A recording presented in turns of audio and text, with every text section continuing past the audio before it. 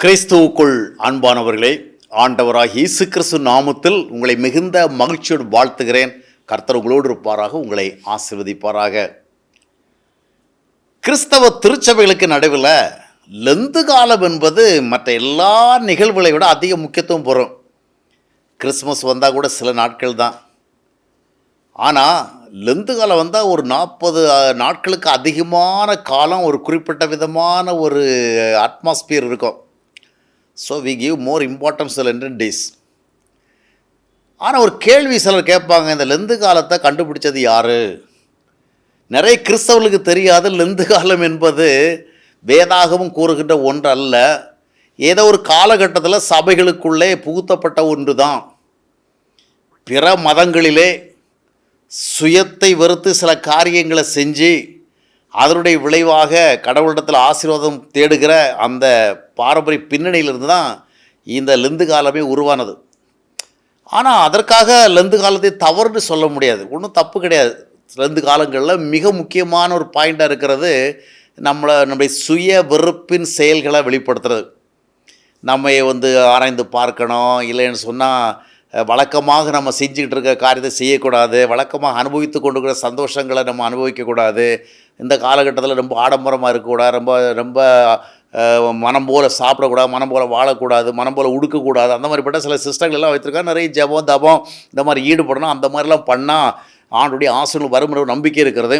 இது சரி, எந்த பின்னணியில் உருவானாலும் சரி, சொல்லுவாங்க ரிஷி மூலம் நதி மூலம் தேடாத, எங்கிருந்து வந்தது அப்படிங்கிறத தேடாத, அதனுடைய இப்பொழுது நிலைமைன்னு அதை பார்.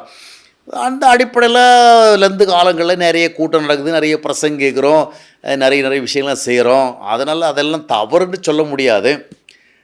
ஆனால் இது இந்த கிறிஸ்தவர்கள் இதை அவ்வளவு முக்கியத்துவம் கொடுத்து பின்பற்றுகிற அதே வேளையில் இதனால் ஏற்படுகிற ஆசீர்வாதத்தை விட, இதனால் ஏற்படுகிற நன்மையை விட அதிகமான நன்மை எதில் உருவான ஆண்டவர் நமக்கு கற்பித்த சில முறைகள் இருக்குது.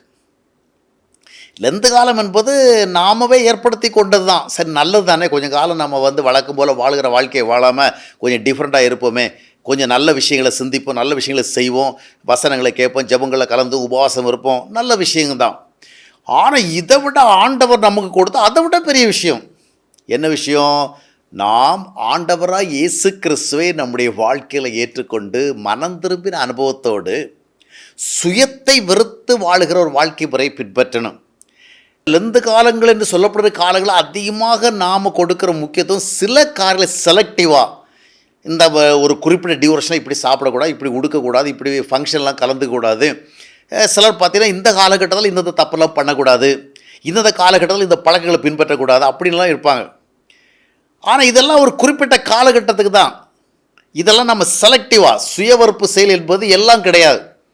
இன்றைக்கி லெந்து காலத்தில் நான் தாழ்மையாக இருப்பேன், நான் உண்மையாக இருப்பேன், நான் நேர்மையாக இருப்பேன், நான் அன்பாக இருப்பேன், சாந்தமாக இருப்பேன், பொறுமையாக இருப்பேன், இந்த மாதிரி சுயம் சம்பந்தமான காரியங்களை எத்தனை பேர் ஈடுபடுகிறோம்? இல்லை. வேதாகமம் நமக்கு சுய வெறுப்பின் வாழ்க்கை அது ஒரு குறிப்பிட்ட காலகட்டத்துக்கு இல்லை, அது லைஃப் லாங்.